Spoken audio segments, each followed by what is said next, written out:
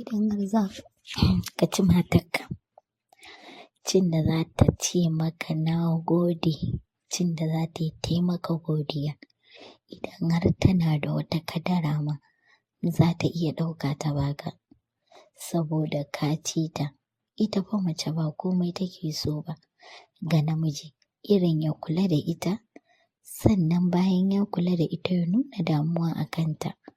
Sannan idan ana uwa uba mu'amala aure, yi mata yanda take so. A nan fa za ta sadaukar maka da kanta. A nan ko me take da shi za ta sallama maka. Dan uwa, ka ji wannan bayanin. Wannan topic ɗin na maza ne. Idan har za ka yi wa mace, bayan ka yi mata wasa ku ɗau awa ɗaya kuna wasa da kai da ita.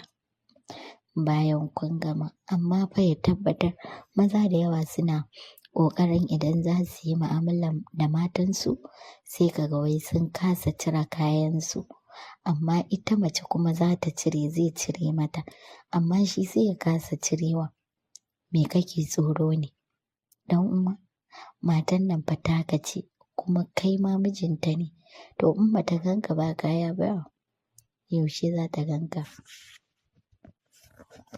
To bayan kun yi wannan taɓe-taɓen kun ɗau awa ɗaya, to za ka juya da ita.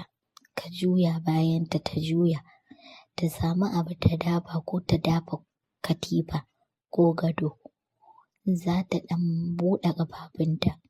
Kai kuma za ka shiga daga baya. Amma ya zamana cewa dafawar da za ta yi ita ba ta kwanta ba kuma ita ba a durƙushe take ba. Wannan kwanciyar kamar goho. To za ka samu kai kuma ka shiga a tsaye. Kana yi kana caka mata, kana yi kana caka mata. A nan ne fa za ka ji azzakarinka ya shige ta ƙasa. Tunda farjin mata akwai sama, akwai ƙasa, akwai gefe da gefe. To ƙasa za ka ji azzakarinka ya yi inda ƙololuwar daɗin take.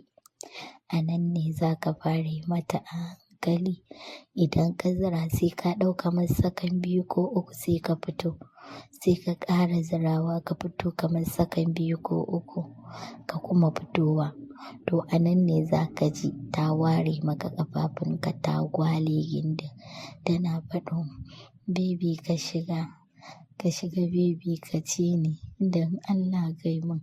A nan ne fa za ka ga idan ka nemi mata ta fita a hayyacinta. Dama idan kana yi ka ɗan ringa durƙusa kana kamo nonuwanta kana taɓawa. To daga nan za ka ji ta fara ce maka zan kawo gani nan gani nan. To sai dai fa ka ji kawai ruwa ya fito. In dai mace tana da lafiya kuma tana da ni'ima, to za ka ga ruwa ya zubo ya biyo ta azzakarinka yana zuba ma a cikin kamar ƙasan katifan ko in a ƙasa kuke za ka ji yana zuba. To daga nan sai ta juye sai kuma ka hau kanta ka fara ci. Kai ma a nan buƙatarka za ta biya.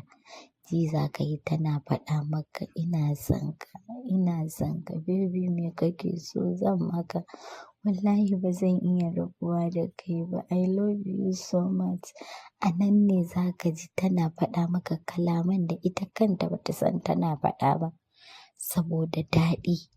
To daga nan kai ma za ka fara cinta. Za ka fara yi mata har kai ma buƙatarka ta biya. Wannan style ɗin na tsaye ko in ce na goho, wallahi maza da yawa suna son sa. Mata ma ya nemi su daɗi sosai. A nan ne mace take fita hayyacinta.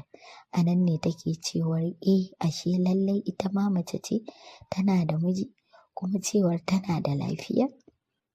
Maza ku gwada yi wa matanku wannan style ɗin. Yana da daɗi, yana sa shakuwa da ƙauna mai zurfi a tsakanin ma'aurata.